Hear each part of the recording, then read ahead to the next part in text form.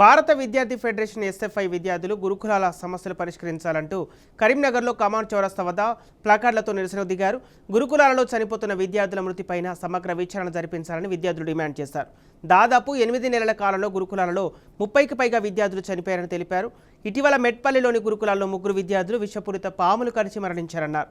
కనీసం దానిపైన ఇప్పటివరకు కూడా ప్రజాప్రతినిధులు అధికారులు స్పందించకపోవడం చాలా బాధాకరమని ఆవేదన వ్యక్తం చేశారు.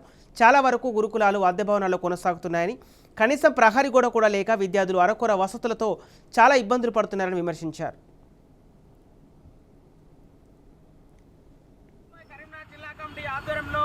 గురుకులాల్లో ఉన్న సమస్యలను పరిష్కరించాలి. దాంతోపాటు ఈ రాష్ట్ర ప్రభుత్వం గురుకులాల యొక్క సమస్యలు పరిష్కరించడంలో ఈరోజు పూర్తిగా విఫలమవుతుందని, ఇప్పటికే ఈ రాష్ట్రంలో అనేక ఘటనలు ఈరోజు గురుకులాల్లో ఉన్న విద్యార్థుల యొక్క మరణాలు ఈరోజు చాలా ఘటనలు ఈరోజు వెలుగులోకి వస్తున్నాయి.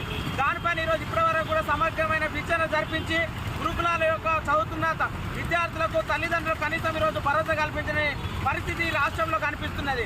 కాబట్టి ఈరోజు రాష్ట్ర వ్యాప్తంగా ఇప్పటికే ఈరోజు గురుకులాలు ఈరోజు కనీసం మౌలిక వసతులు లేక ఈరోజు విద్యార్థులు చదువుతున్నారు. దాంతోపాటు ఈరోజు వాళ్ళు ఏదైతే హాస్టల్లో కాలేజీలు ఉంటే కనీసం ప్రహారీ కూడా లేని పరిస్థితి ఈరోజు ఉంది. దాంతోపాటుగా ఈరోజు గురుకులాల్లో విద్యార్థులు పాములు తేళ్లు గుట్టిలో చనిపోతున్నారు. దాంతోపాటు ఈరోజు పౌష్టికాహారమైన భోజనం అందించడం లేకపోవడం వల్ల ఈరోజు ఫుడ్ పాయిజన్ అవుతున్న పరిస్థితి కనిపిస్తున్నది. కాబట్టి ఎస్ఎఫ్ఐ డిమాండ్ చేస్తున్నాం, ఈ రాష్ట్ర ప్రభుత్వం విద్యార్థుల మృతిపైన సమగ్ర విచారణ జరిపించాలి. దాంతోపాటు రాష్ట్ర వ్యాప్తంగా ఉన్న గురుకులాల సొంత భవనాలను నిర్మించాలి. దాంతోపాటు ఈరోజు విద్యార్థుల తల్లిదండ్రులకు ఈరోజు భరోసా కల్పించాలని ఈరోజు ఎస్ఎఫ్ఐ డిమాండ్ చేస్తున్నాం. దాంతోపాటు ఈ రాష్ట్రంలో మంత్రులు కానీ ఎమ్మెల్యే కానీ ప్రజాప్రతినిధులు కానీ ఎక్కడ కూడా ఇప్పటివరకు కూడా స్పందించకపోవడం సిగ్గుచేటు. కాబట్టి ఎస్ఎఫ్ఐ డిమాండ్ చేస్తున్నాం, గురుకులాల సమస్యలు పరిష్కరించకుంటే రానున్న రోజుల్లో పెద్ద ఎత్తున ఆందోళన చేస్తాం.